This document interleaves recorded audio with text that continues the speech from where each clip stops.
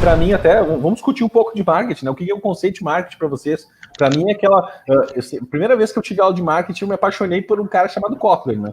Porque o Kotler se vende absurdamente assim, na academia, né? E para mim veio um conceito muito foda, assim, que eu nunca tinha ouvido na minha vida, né?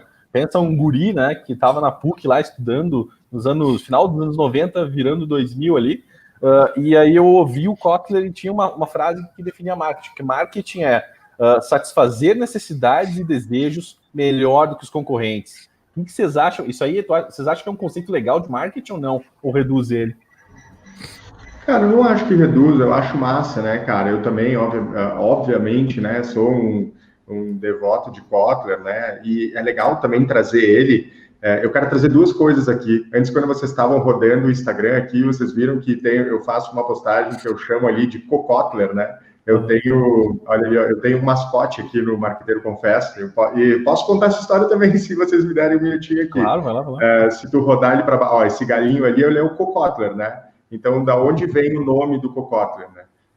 Kotler, do pai do marketing, o Cocó é a história do galo, né? Da criança, quando está aprendendo a falar, geralmente se referia a galo ou a galinha como cocó, pelo menos na minha região, isso é bem comum. E aí tem outros dois significados, né? O galo, ele é o símbolo da comunicação e também o símbolo da minha cidade natal, que é Flores da Cunha, na Serra Gaúcha, né? Que aqui é a terra do galo.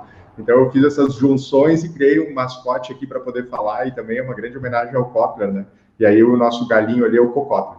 Enfim, o Kotler, o marketing é engraçado, né, cara? Porque o marketing, eu brinco assim, a administração, as teorias de administração pesadas, né, o financeiro, o RH, o sistema, as teorias de produção, teorias comerciais, provavelmente as pessoas, né, os pais dessas teorias, né, que inventaram ou que solidificaram essas teorias não estão mais vivos, né? E o marketing é tão novo que tem o pai vivo ainda, né? O Kotler está vivo. Então, o marketing ainda é um processo novo, principalmente para o brasileiro. Para o americano, isso é um pouquinho diferente.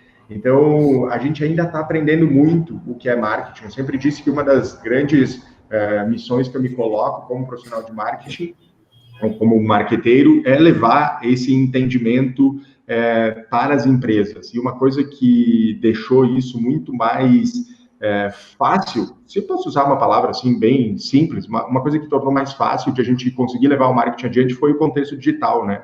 Porque antes o marketing era muito baseado em entender um catálogo, um cartão de visitas, algum material impresso, assim, a gente entendia um pouco o marketing como um desenvolvimento gráfico, né? E quando chega o conceito digital, isso muda bastante. Então a gente conseguiu ter mais penetração, mais voz. Mas, enfim, eu dei uma volta aqui. Eu queria dizer, Misa, que, na minha opinião, isso não reduz, né? Essa frase não reduz o conceito de marketing. Eu acho, inclusive, que tem muita coisa ali dentro.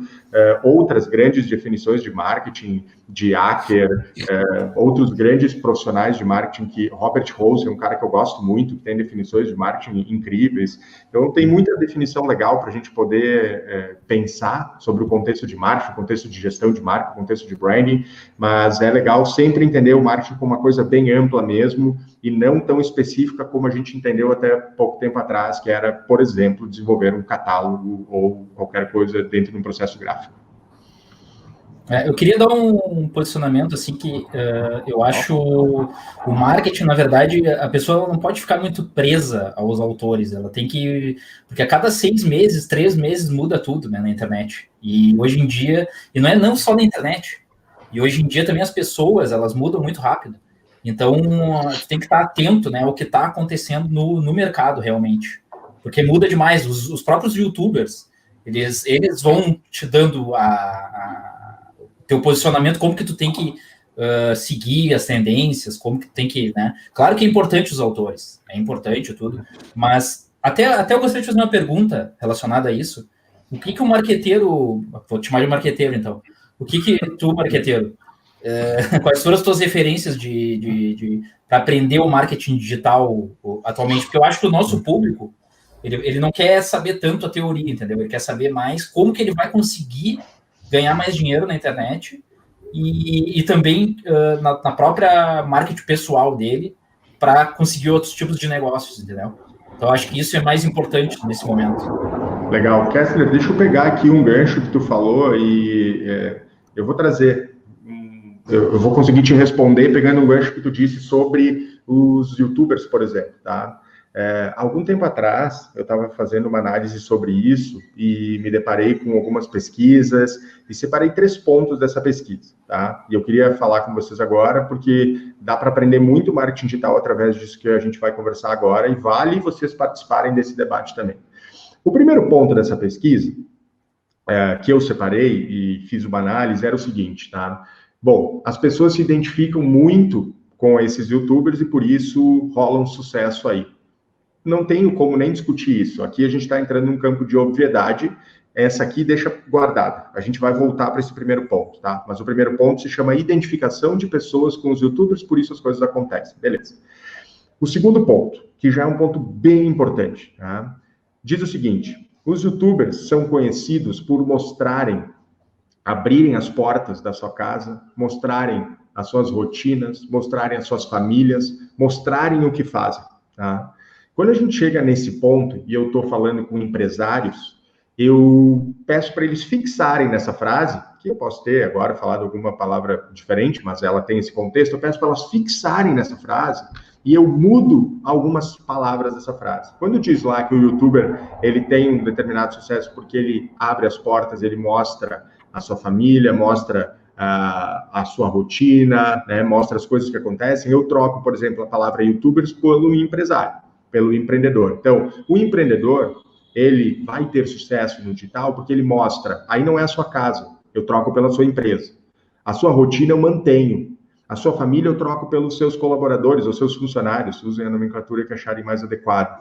Então, assim, é o mesmo contexto do YouTuber e se aprende muito nessa observação que eu faço na minha empresa. É abrir as portas, é tornar as coisas próximas. A marca, no passado, ela não falava, ela não descia do seu pedestal da fachada, né? Aquela grande fachada de letras, caixas iluminadas por trás. Então, ela não tinha conversa para fazer. Algumas grandes marcas falavam, mas não conversavam. A marca que ia para a TV não conversava, ela simplesmente falava alguma coisa, ninguém poderia devolver. Então, esse é o segundo ponto. E o terceiro ponto dessa pesquisa, que eu tirei e passo isso adiante, é o seguinte: esses YouTubers, eles são muito conhecidos por darem a sua opinião e não terem medo de críticas. Cara, é igual para a empresa. É dar a sua opinião, é não ter medo de crítica. A gente segue pessoas ou empresas que vão ter pessoas que se posicionem, que falem, que ponham a cara. Então, se a gente não segue coisas mais, a gente não quer isso. E aí, quando eu entendo que eu, como empresa, opino, participo, né? Vou lá, ponho minha cara. Quando eu entendo que eu, como empresa, abro as portas, mostro a minha rotina, mostro o que acontece comigo, com a minha empresa e com as pessoas ao meu redor, o primeiro ponto fica óbvio, que as pessoas se identificam, porque elas têm como se identificar. Eu dei meios para que elas se identifiquem. Todo mundo vai se identificar? Não, nem todo mundo vai se identificar. Alguns vão se afastar, e tá tudo bem. O que não posso querer é agradar o tempo inteiro todos os lados, porque eu não crio conexões, provavelmente, com isso, né? Então, eu quis dar uma explicação de que eu aprendi muito nesse contexto, cara. Eu aprendi muito com autores, ok? Mas eu aprendi muito nessa observação, nesse dia a dia, nesse influenciador digital. Tem muita coisa aí para as empresas aprenderem também. Muitas vezes as empresas vão dizer, mas o cara mostra a casa dele, é mais fácil. Por que é mais fácil? Não é mais fácil. É um outro contexto. Se fosse moda o YouTuber ter um escritóriozinho no centro das cidades e não ser em casa, eles iam mostrar o escritório no centro da cidade. Então, é porque ele nasceu assim, aquele é o contexto dele. Então, não é porque na casa funciona mais, é porque o YouTuber nasce em casa, né? Ele não nasce no escritório. Então, é isso, ele está no contexto dele, eu como empresa no meu contexto. Então, cara, eu aprendi muito assim, até deixo para vocês, né, analisarem esses 3 pontos, que é a opinião, que é mostrar o que está ao meu redor, né, que é me aproximar para que as pessoas se conectem e aí sim as coisas aconteçam.